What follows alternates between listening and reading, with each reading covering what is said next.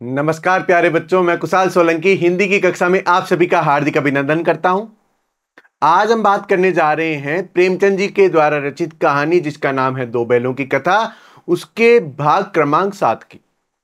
भाग क्रमांक 7 से पूर्व जो हमने पढ़े उसके बारे में मैं आप लोगों के साथ एक बार जो है सारांश उसका साझा कर लेता हूं, जिससे आप लोगों को यह जानकारी मिले कि अभी तक हमने क्या पढ़ा।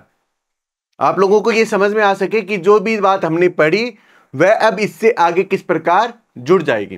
ठीक है प्यारे बच्चों, तो जब हम इस कहानी में आते हैं तब हम क्या देखते हैं कि हीरा और मोती नाम के दो बैल हैं।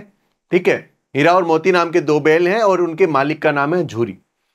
झूरी के पास में उसका साला आता है और झूरी जो है वो अपने दोनों बैलों को उनके साथ में भेज देता है। गया उनको लेकर जाता है, लेकिन वह गया के साथ जाने के लिए तैयार नहीं थे। वहां पहुंचते हैं लेकिन उन्हें बहुत अजीब सा महसूस होता है। सब एकदम अनजाने लगते हैं, बेगाने लगते हैं। वे रात को उस स्थान से भागकर पुनः अपने मालिक के पास पहुंच जाते हैं। मालिक के पास पहुंच जाते हैं तो वहां पर जो है उसकी मालकिन वह गुस्सा करती है। अगले दिन पुनः गया आता है और उन्हें अपने साथ ले जाता है। वहां पर उन दोनों के साथ में बुरा व्यवहार होता है, लेकिन वहां एक बालिका होती है, वह उन्हें जो है प्यार से एक एक रोटी खिला देती है। और उसी प्यार की बरकत होती है कि दोनों हष्ट पुष्ट ही रहते हैं, खूब वहां पर काम करते हैं। और जब एक दिन बहुत ज्यादा जो चीजें हैं वो असहनीय हो जाती है, तब वे दोनों निर्णय करते हैं कि यहां से भाग चलें। वह बालिका उनके भागने में सहायता करती है। वे वहां से भागते हैं और भागते हैं तो मटर का खेत आता है। उस मटर के खेत में दोनों चरने लग जाते हैं और इतने में ही वहां पर एक सांड उनकी तरफ दौड़ता हुआ आता है। सांड बहुत विशाल होता है और दोनों को उसको देखकर डर लगता है कि जान चली जाएगी। लेकिन दोनों निर्णय करते हैं कि हाँ, अगर इसको एक साथ अगर हम मिलकर युद्ध करें तो इसे हम पराजित कर सकते हैं। दोनों मिलकर युद्ध करते हैं और सांड को हरा देते हैं। सांड को हरा देने के पश्चात पुनः जो है मोती मटर के खेत में घुस जाता है। अब मटर के खेत में घुस जाता है तो वहां पर क्या होता है कि जैसे ही वह 2-3 ग्रास लेता है कि कुछ लोग लाठियां लेकर आते हैं, उसके पांव कीचड़ में धंस जाते हैं और वह पकड़ा जाता है। तो हीरा भी उसके साथ में आ जाता है और वो भी पकड़ लिया जाता है। दोनों को कांजी होश ले जाया जाता है। कांजी होश जहां पर पशुओं को नीलाम करने के लिए रखा जाता है और उन्हें खाने के लिए कुछ नहीं दिया जाता, केवल पानी ही दिया जाता है। तो वहां पर बहुत बुरी और मरणासन अवस्था में उन्हें कुछ जानवर नजर आते हैं, जिनमें भैंसें, बकरियां, घोड़ियां और गधे। ठीक है, और वहां पर अगर हम बात करें तो हीरा जो है वो ये प्रयास करता है कि वो दीवार तोड़ने की कोशिश करता है। वहां पर जो उसका जो उसका गार्ड होता है वो वहां पर पहुंच जाता है और वो क्या करता है कि हीरा के उस उज्जड़पन को देखकर उसको डंडे मारता है और उसे बांध देता है। फिर उसके बाद में हीरा के कहने पर मोती जो है वो प्रयास करता है, दीवार तोड़ देता है। दीवार तोड़ते ही सारे जानवर जो है वो वहां से भाग जाते हैं, लेकिन मोती जो है वो अपने दोस्त को छोड़कर नहीं जाता, वह भी उसके पास में बैठा रहता है। दोनों को अगले दिन सुबह मोती को भी बंधन में डाल दिया जाता है और उसकी भी खूब मरम्मत की जाती है। फिर उसके बाद में 1 सप्ताह तक बीत जाता है। दोनों को खाने के लिए कुछ भी नहीं दिया जाता, केवल दिन में एक बार पानी दे दिया जाता था। इसकी वजह से दोनों जो है वो बहुत ज्यादा कमजोर हो जाते हैं। यहां तक हमने पढ़ा। अब इसके बाद उन दोनों बैलों के साथ में क्या होने वाला है ये आज हम यहां पर जानेंगे। देखिए क्या हुआ उसके बाद में उन दोनों बैलों के साथ। यही उनका आधार था, यही उनके जीवन जीने का अधिकार था। दोनों इतने दुर्बल हो गए थे कि उठा तक नहीं जाता था। ठठरियां निकल आई थी। एक दिन बाड़े के सामने डुग्गी बजने लगी। दोपहर होते होते वहां 50-60 आदमी जमा हो गए। तब दोनों मित्र निकाले गए और उनकी देखभाल होने लगी। लोग आ आकर उनकी सूरत देखते और मन फीका करके चले जाते। ऐसे मृतक बैलों का कौन खरीदार होगा। देखिए हुआ क्या कि 1 सप्ताह तक दोनों को केवल और केवल पानी ही दिया गया, खाने के लिए कुछ भी नहीं दिया गया। तो वो भी मरणासन अवस्था में पहुंच गए। दोनों की ठठरियां जो हड्डियां थी वो बाहर उभर गई थी, दिखने लग गई थी। जो हष्ट पुष्ट थे उसके स्थान पर अब उनकी ठठरियां निकल गई थी और दोनों बहुत ज्यादा दुर्बल हो गए थे, कमजोर हो गए थे। ऐसी स्थिति में हो गए थे जैसे वो खड़े भी नहीं हो पाएंगे। फिर एक दिन दोपहर का समय था, डुग्गी बजने लगी। ठीक है, और वहां पर देखते देखते 50-60 लोग इकट्ठे हो गए। मतलब यह समय था जब यहां पर इन पशुओं की नीलामी की जाती है। ठीक है, दोनों को फिर उस दिन जब बाहर निकाला गया, दोनों को बाहर निकाला गया, जो 50-60 लोग जो थे वो इनको देख रहे थे। देख देख कर मन ही मन जो है वो उनके मन में ये विचार आ रहा था कि ऐसे मृतक बैलों को ले जाकर हम क्या करेंगे, इसलिए सभी का मन फीका हो रहा था। सभी का मन फीका हो रहा था मतलब कोई भी उनमें रुचि नहीं दिखा रहा था। ठीक है, आगे बात यहां समझ में, आगे देखिए। सहसा एक दड़ियल आदमी जिसकी आंखें लाल थी और मुद्रा अत्यंत कठोर आया और दोनों मित्रों के कूलों में उंगली गोद कर मुंशी जी से बातें करने लगा। उसका चेहरा देखकर अंतर्ज्ञान से दोनों मित्रों के दिल कांप उठे। वह कौन है और उन्हें क्यों टटोल रहा है, इस विषय में उन्हें कोई संदेह न हुआ। दोनों ने एक दूसरे को भीत नेत्रों से देखा और सिर झुका लिया। हीरा ने कहा, गया के घर से नाहक भागे, अब जान न बचेगी। जब इतने लोग वहां पर इकट्ठे हुए, वो सब जो है वो उनको देखकर जा रहे थे, लेकिन अचानक क्या हुआ, सब देखकर जा रहे थे, किसी का भी मन नहीं था उन्हें लेने के लिए, लेकिन अचानक ये हुआ कि एक दड़ियल जिसकी बहुत लंबी दाढ़ी थी और आदमी आया जिसकी आंखें एकदम लाल थी, और वह आया और उसने दोनों बैलों के कुल्हों में अंगुली गोद कर जो है वो देखा, और उसके बाद में जैसे ही उसने ये व्यवहार किया, दोनों मित्र जो है उसके इस व्यवहार से, उसकी उस वेशभूषा को, उसकी आंखों को देखकर अंतर्ज्ञान से मन ही मन में उनके भीतर जो है वो ज्ञान आ गया कि ये व्यक्ति जो है वो बहुत बुरा व्यक्ति है, ये कसाई है, ये कसाई है। और इस वजह से जो है वो दोनों ही कांप उठे। जैसा उसने व्यवहार किया था उसकी वजह से दोनों कांप उठे, और उसने दोनों के कुल्लों में अंगुली डालकर देखा और उसके बाद में मुंशी जी से बातें करने लगा। ठीक है, दोनों यहां पर बहुत ज्यादा जो है डर जाते हैं, परेशान हो जाते हैं, और मोती जो है वो फिर ये बात कहता है कि यार गया के घर से फालतू में भागे, अब तो जान भी नहीं बचेगी। अब तो क्या होगा, जान भी नहीं बचेगी। आगे देखिए। मोती ने अश्रद्धा के भाव से उत्तर दिया, कहते हैं भगवान सबके ऊपर दया करते हैं, उन्हें हमारे ऊपर दया क्यों नहीं आती। भगवान के लिए हमारा मरना जीना दोनों बराबर है। चलो अच्छा ही है, कुछ दिन उसके पास तो रहेंगे। एक बार भगवान ने उस लड़की के रूप में कुछ हमें बचाया था, क्या अब न बचाएंगे। यह आदमी छुरी चलाएगा, देख लेना। अब देखो क्या हुआ, मोती जो है वो थोड़ा सा अश्रद्धा के भाव में आ गया। देखिए, इंसान जो है वो यदि कभी भी बहुत ज्यादा मुसीबत में, परेशानी में गिर जाता है ना, तब उसे भगवान की याद आती है, और फिर उसके बाद में वो ये बात कहता है कि आपने सारे कष्ट क्या मेरे ही हिस्से में लिख दिए क्या।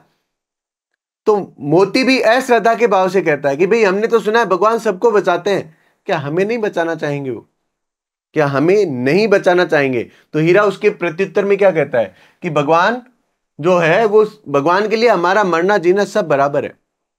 ये बात मोती हीरा से कहता है। तो हीरा देखिए क्या कहता है, चलो अच्छा ही है, कुछ दिन उसके पास तो रहेंगे। कि चलो बहुत कितनी अच्छी बात है, हम कुछ दिन उसके पास तो रहेंगे, भगवान के पास तो रहेंगे। और फिर उसके बाद में हीरा कहता है कि भगवान ने एक बार बालिका के रूप में हमारी जान बचाई थी, उस बालिका के रूप में हमारी जान बचाई थी, तो अब भी भगवान हो सकता है कुछ ना कुछ ऐसा करे जिससे हमारी जान बच जाए।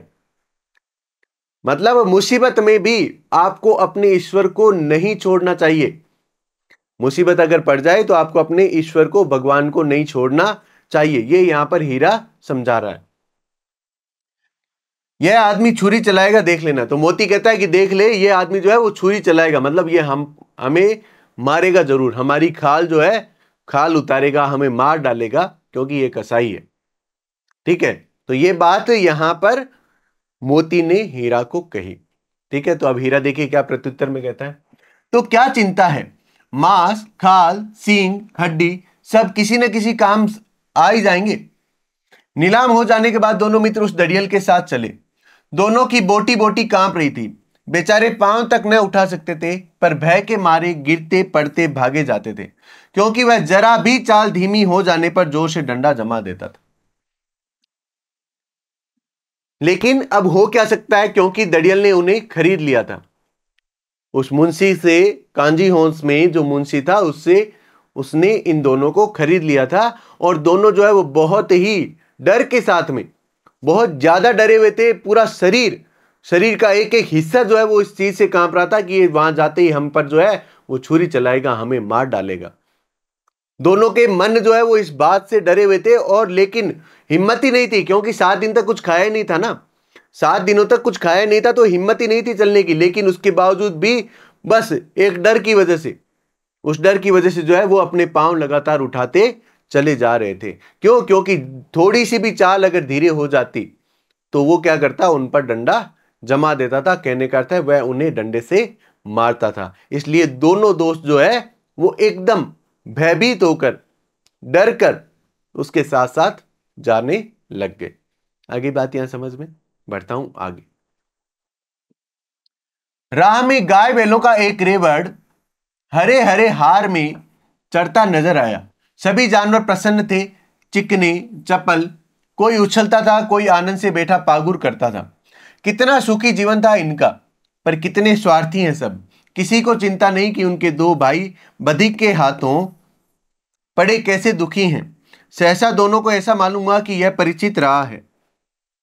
अब जब वो जाने लगे तो उन्होंने देखा, रास्ते में क्या देखा कि अनेक दूसरे जानवर जो हैं, अनेक दूसरे पालतू मवेशी जो हैं, वे सारे खुले मैदान में चर रहे हैं, खुले मैदान में चर रहे हैं। लेकिन जो है उन्हें इस बात की बिल्कुल भी परवाह नहीं हो रही, इस बात की बिल्कुल भी चिंता नहीं हो रही कि उनके 2 भाई जो हैं उनको एक बधिक लेके जा रहा है, वे उनके लिए कुछ करें।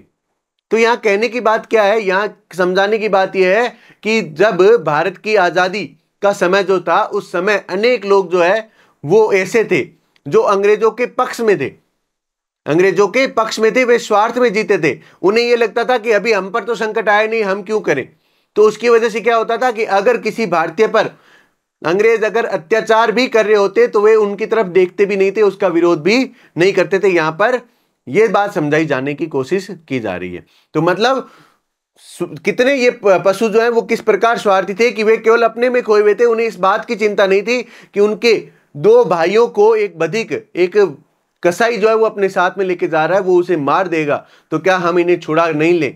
लेकिन ये उनके मन में विचार ही नहीं आया। लेकिन अचानक उन्होंने क्या देखा कि अरे यार, ये तो वही रास्ता है, ये तो परिचित रास्ता है, अच्छा लग रहा है, ये तो इस रास्ते से हम जाते थे। राह परिचित हो गई, जिस रास्ते से वो जाते थे वो राह परिचित लगने लगी। हुआ क्या? हाँ, इसी रास्ते से गया उन्हें ले गया था। वही खेत, वही बाग, वही गांव मिलने लगे। प्रतिक्षण उनकी चाल तेज होने लगी। सारी थकान, सारी दुर्बलता गायब हो गई। आह, यह लो, अपना ही हार आ गया। इसी कुएं पर हम पुर चलाने आया करते थे, यही कुआं है। मोती ने कहा, हमारा घर नगीच आ गया। हीरा बोला, भगवान की दया है, मैं तो अब घर भागता हूं। अब देखो क्या हुआ, जैसे ही आगे बढ़े तब उन्हें वो घर नजर आने लगे, गांव नजर आने लगे, वो खेत खलियान रास्ते सब कुछ परिचित नजर आने लगा। तो हीरा और मोती जो है वो प्रसन्न हो उठे। मोती कहता है, अरे देखो, ये तो अपना वही वही हमारा खेत है जहां पर हम आते हैं। अरे ये तो वही कुआं है जहां से हम पानी निकालते हैं। अरे देखो, सब कुछ वही है। और ये जो है दोनों की गति जो है, क्योंकि जैसे ही घर पास में आ रहा होता है तो जैसे ही स्वाभाविक रूप से गति तेज हो जाती है, वैसे भी यहां भी हुआ। जैसे ही उनका घर पास में आ रहा था, इतने दिनों से बिछड़े हुए थे, जैसे ही घर पास में आ रहा था और देखा कि नहीं, एकदम अब हमारा ही घर आ रहा है, तो निश्चित तौर पर उनकी गति जो है वो बहुत ज्यादा बढ़ गई। तो मोती कहता है, भाई मैं तो अब भाग रहा हूं, मैं तो भाग रहा हूं। और मोती वहां से भागता है। अब देखिए आगे, यह जानने देगा, इसे मैं मार गिराता हूं। नहीं नहीं, दौड़कर थान पर चलो, वहां से हम आगे न जाएंगे।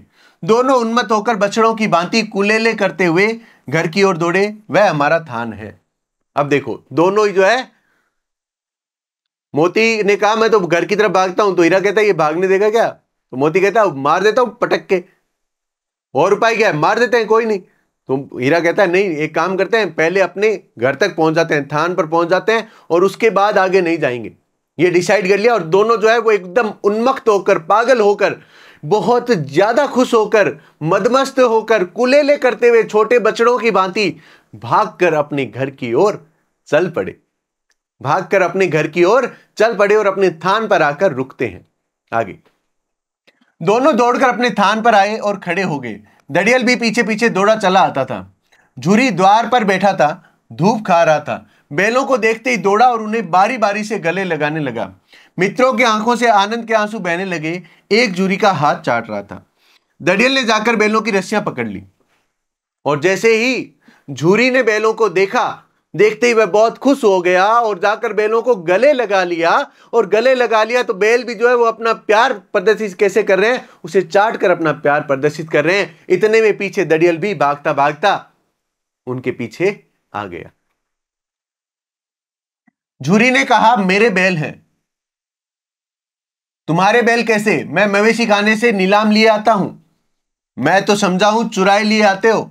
चुपके से चले जाओ, मेरे बैल हैं, मैं बेचूंगा तो बिकेंगे। किसी को मेरे बैल नीलाम करने का क्या अख्तियार है? जाकर थाने में रपट कर दूंगा। मेरे बैल हैं, इसका सबूत यह है कि मेरे द्वार पर खड़े हैं। अब यहां पर देखो, उसने आकर जैसे ही रस्सी पकड़ी, वो आया, दड़ियल आया और आकर जैसे ही बैलों की रस्सी पकड़ी, पकड़ते ही झूरी ने कहा, क्या कहा? ये मेरे बैल है, कहां ले जा रहे हो भाई? तो वो क्या बोला?